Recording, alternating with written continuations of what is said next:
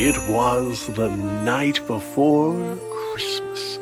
In a place white and cold, a cute little penguin was out for a stroll, skipping along filled with glee, filled with joy.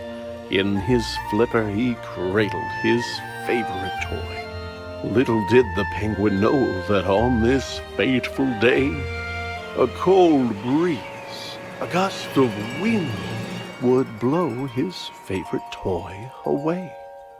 So he looked and he looked, his beak covered in frost. He looked up from his search and realized, oh no, I am lost.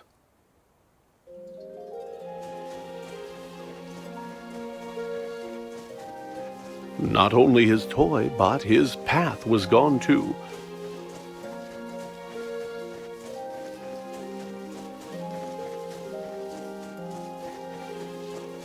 And our poor little penguin knew not what to do.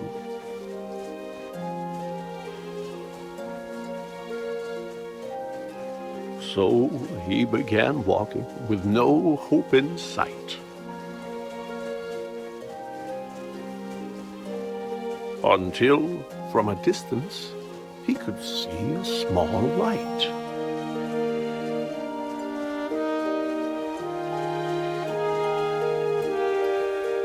As he moved ever nearer, it was clear it was a home.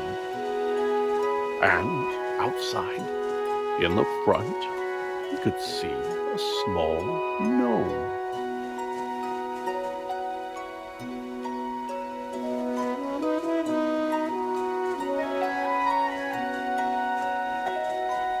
The gnome shoveled this way and that, and was squinting and muttering, "Fiddlesticks!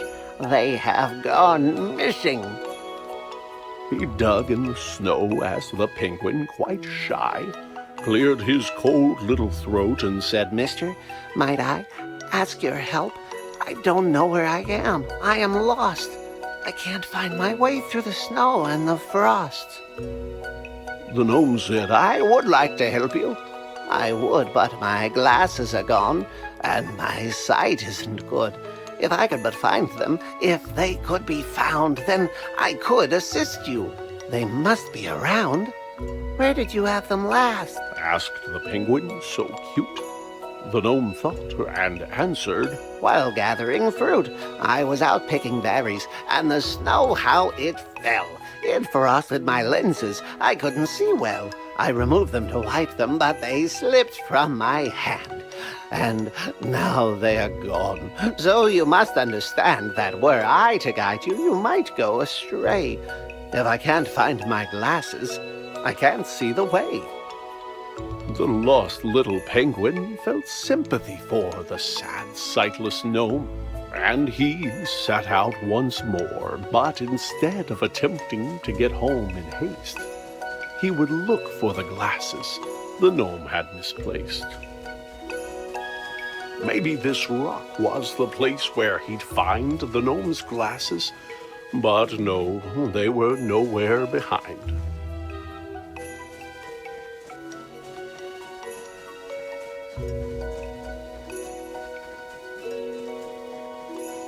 Could the glasses be here on the stump of this tree? They were not, it appeared. Oh, where could they be? The berry bush seemed like a wise place to search. And there, on a branch, like a bird on its perch, sat the glasses, just where they had fallen. And so the penguin retrieved them and turned back to go.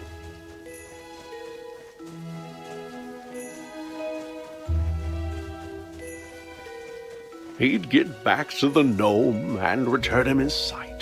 Then once again face his disheartening plight. Being lost wasn't fun, but the penguin was glad that he'd gotten to help and was happy he had.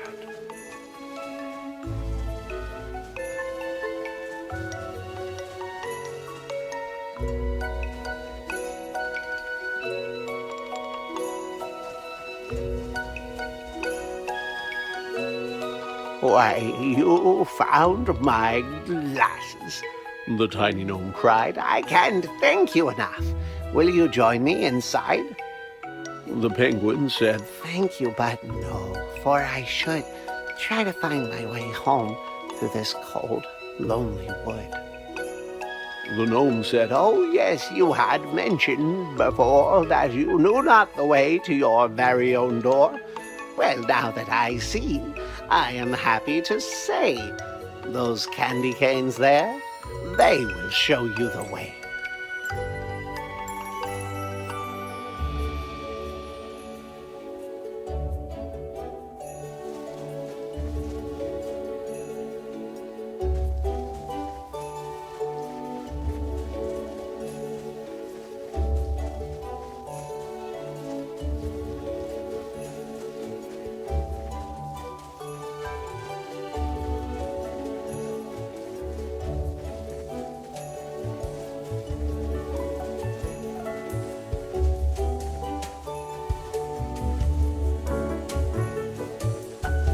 The penguin continued to walk down the track.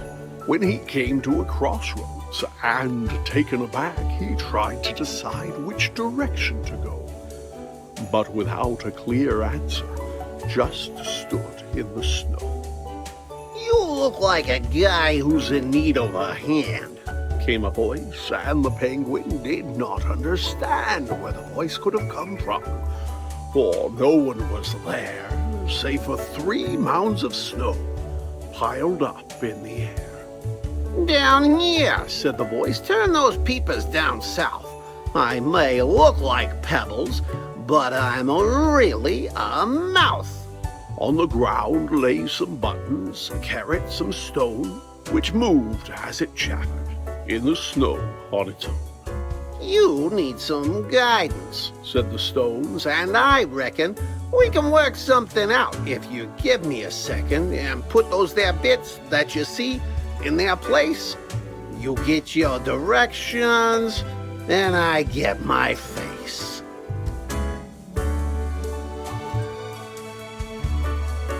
As a face maker, you've got impressive technique, said the snowman, and look, now we both got a beak.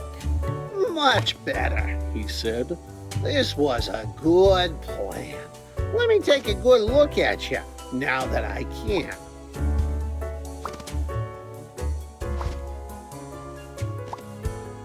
The snowman was proud of the features he wore. He thanked his new friend and said, Look, I am sure that you won't have no trouble if you go to the right, but make sure that you're out of the woods before night.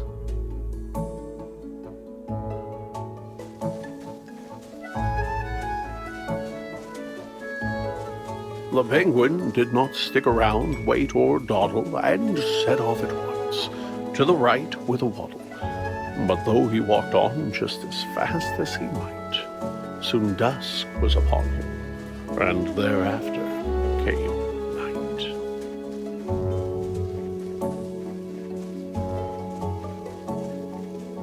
Why, it's too dark to see, said the bird with a chill, when he tripped and he slid down the side of a hill.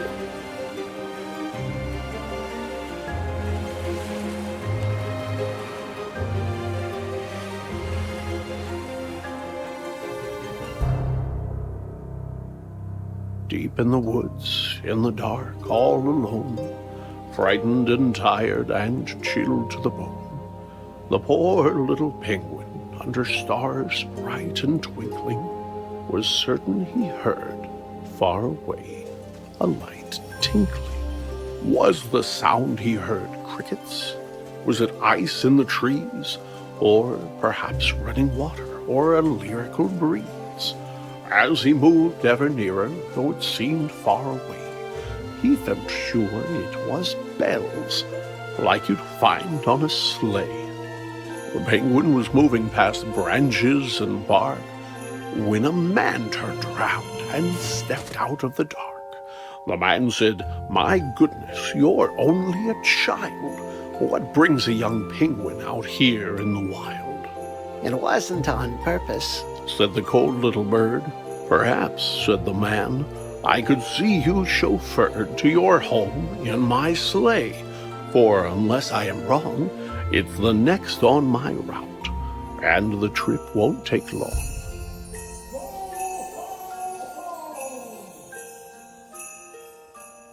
After waving goodbye to the man dressed in red, the penguin was eager to climb into bed. He was glad to be home, but his grief was still there, for his toy remained lost in the cold winter air. But his mama was waiting with a blanket and tea. There were songs in his heart and bright lights on the tree. Even without his toy, he could hardly believe just how happy he was on this cold Christmas Eve.